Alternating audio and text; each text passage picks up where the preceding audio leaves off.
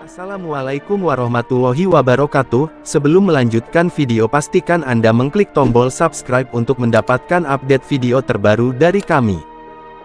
Lantas bagaimana kisah sejarah Kerajaan Blambangan? Simak selengkapnya di sini.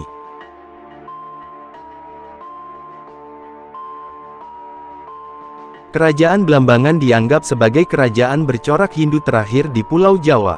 Diketahui bahwa Kerajaan Blambangan dulunya merupakan kota pelabuhan, bagian dari Majapahit Timur, yang menjadi tempat pelarian bagi keturunan Raja Majapahit Girindrawardana Dyah Ranawijaya, yang tersingkir karena diserang oleh Kesultanan Demak. Menjelang awal abad ke-15, pada tahun 1489, cucu Lembu Miruda penguasa Tengger putra Menak Sembar penguasa Lumajang, yang bernama Bima Koncar telah meneguhkan dirinya sebagai penguasa Lumajang dan Semenanjung Blambangan yang memerintah hingga tahun 1500. Dari salah satu sumber, Bima Koncar memiliki putra bernama Menak Pentor, memerintah antara tahun 1500 sampai tahun 1546, yang berhasil memperluas wilayah Blambangan. Di bawah kekuasaan Menak Pentor, Blambangan menjadi kerajaan yang kuat, kaya, dan makmur. Wilayahnya meliputi Lumajang di bagian selatan dan Panarukan di utara, hingga ujung timur Pulau Jawa. Letaknya pun cukup strategis, karena dikelilingi oleh lautan di ketiga sisinya, sehingga banyak memiliki pelabuhan. Salah satu pelabuhan di pesisir utara Blambangan yang paling terkenal adalah Panarukan. Panarukan sendiri ketika itu merupakan sebuah pelabuhan yang cukup ramai dan sejak abad ke-14 telah menjadi salah satu pangkalan kapal terpenting bagi Kerajaan Majapahit, dan menjadi salah satu persinggahan bagi kapal-kapal yang hendak melanjutkan pelayaran ke Maluku untuk berdagang rempah-rempah. Dengan tibanya Dyah Ranawijaya di kota pelabuhan ini, wilayah Panarukan bisa dianggap sebagai kelanjutan Kadiri. Dan berdasarkan penuturan orang Hindia Belanda kemudian, daerah Panarukan ini dapat diidentifikasi sebagai Kerajaan Blambangan. Hal ini sesuai berita Portugis yang menyebutkan adanya utusan kerajaan Hindu dari Panarukan ke Malaka pada 1528, setahun setelah Dyah Ranawijaya diserang Demak. Utusan dari Panarukan ini bermaksud mendapatkan dukungan orang-orang Portugis, yang tentunya bermaksud menghadang pengaruh Islam Demak di Jawa. Bukti lain bahwa Panarukan adalah bagian dari Blambangan adalah peristiwa terbunuhnya Sultan Trenggana Raja ketiga Demak pada 1546.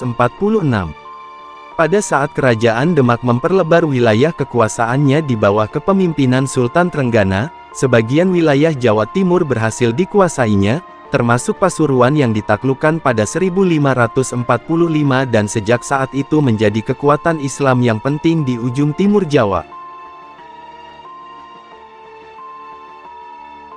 Akan tetapi, usaha Demak menaklukkan Blambangan mengalami kendala karena kerajaan ini menolak Islam.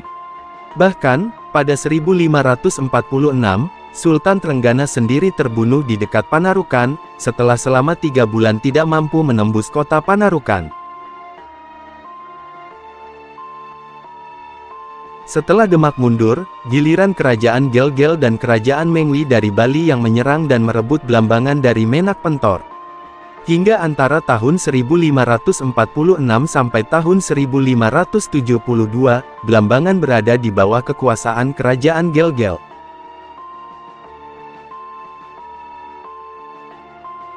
Pada 1572, cucu Bima Koncar, putra Menak Jinggo bernama Sontoguno, berhasil merebut Panarukan dari Kerajaan Gel-Gel Mengwi dan memperkuat kembali Kerajaan Blambangan, beribu kota di Baluran. Selama masa kekuasaan Sontoguno, Blambangan mendapat kunjungan delegasi Portugis, yang berhasil mengajak beberapa keluarga kerajaan Blambangan masuk Katolik.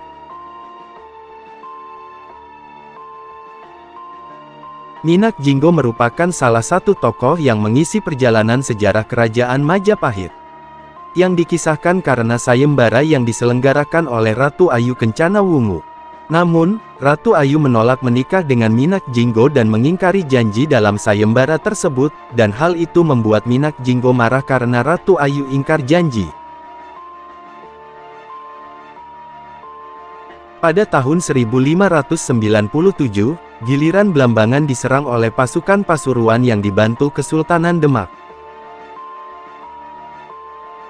Setelah mengalahkan aliansi Pasuruan Demak, Sontoguno digantikan oleh Pangeran Singosari atau Prabu Tawang Alun I. Kemudian pada tahun 1638, giliran Kesultanan Mataram menyerang dan menduduki Blambangan, hingga membuat Tawang Alun I terpaksa melarikan diri, sedangkan putra mahkotanya, Mas Kembar, menjadi tawanan. Di bawah kekuasaan Kesultanan Mataram, pada tahun 1645, Mas Kembar naik tahta dengan gelar Prabu Tawang Alun II, Blambangan kembali menyatakan diri sebagai wilayah yang merdeka, dan akibatnya pertempuran antara Mataram dan Blambangan pun terjadi kembali, dan berakhir dengan kemenangan Mataram. Menyebabkan Tawang Alun II melarikan diri dan pada tahun 1649 memindahkan pusat kerajaan Blambangan ke wilayah selatan, ke daerah Macan Putih dan pelabuhan utama Kemuncar. Di bawah pemerintahan Tawang Alun II, kerajaan Blambangan maju dengan pesat di mana kekuasaannya menyatu dari Bali, Banyuwangi, Jember hingga ke Lumajang. Maka dari itu, sampai sekarang kawasan Banyuwangi memiliki ragam bahasa yang cukup berbeda dengan bahasa Jawa baku. Pengaruh Balilah yang lebih menonjol pada berbagai bentuk kesenian dari wilayah Blambangan. Ketika Kanjeng Susuhunan Prabu Tawang Alun II wafat tahun 1691 terjadi pengangkatan Pangeran Pati sebagai Raja Blambangan Macan Putih. Perang saudara terjadi setelah meninggalnya Sinuhun Gusti Prabu Tawang Alun II, membuat Kedaton Macan Putih menjadi rusak.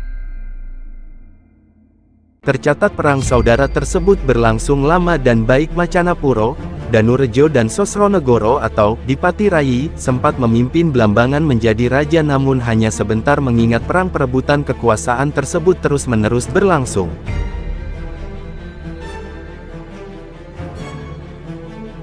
Kisah yang paling mengesankan adalah kemarahan Dipati Rayi yang sangat sakti. Dia juga adalah murid Ki Buyut Wongsokaryo yang juga guru dari Gusti Prabu Tawang Alun.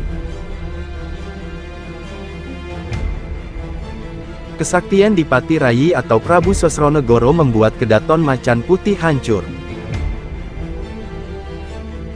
Dipati Rayi yang mengamuk dan merusak Kedaton Macan Putih baru berhenti karena meninggal akibat senjata Ki Buyut Wongsokaryo, gurunya sendiri, yaitu Tuluk Ki Baru Klitik.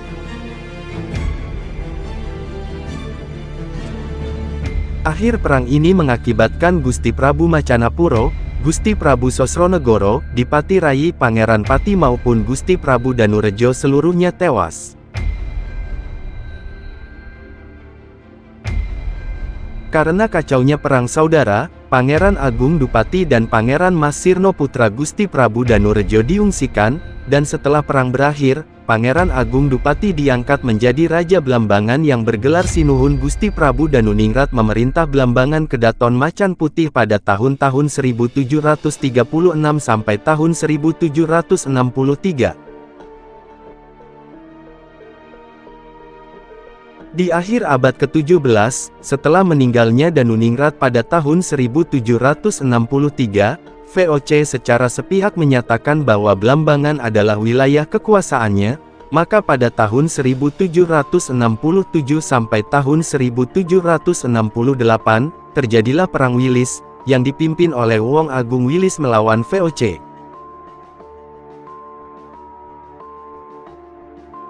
Setelah Wong Agung Wilis dikalahkan, kemudian terjadi Perang Bayu pada tahun-tahun 1771 sampai tahun 1772, dan menjadi perang habis-habisan puputan pasukan Blambangan yang dipimpin oleh Pangeran Jagapati melawan pasukan VOC. Setelah Jagapati kalah dan terbunuh, VOC mengisi kekosongan pemerintahan dan menggabungkan Blambangan ke dalam Karesidenan Besuki, dengan mengangkat Mas Alit bergelar KRT Wiroguno sebagai bupati pertama. Setelah dipimpin oleh KRT Wiroguno, inilah dinasti kerajaan Blambangan secara pasti dan terpercaya telah memeluk Islam.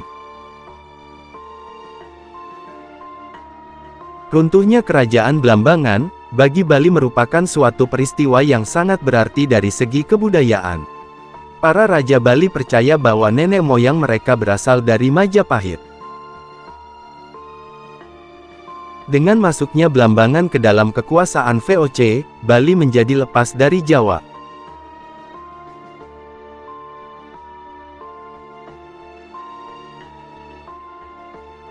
Demikianlah penjelasan terkait dengan kisah kerajaan Blambangan. Kisah rajanya yang sempat membawa rakyat hidup dengan makmur sudah sepatutnya menjadi teladan bagi kita semua. Kerajaan Blambangan juga sebenarnya menjadi bukti bahwa pemerintahan bentuk kerajaan menjadi bagian penting dalam sistem pemerintahan tertua di Indonesia.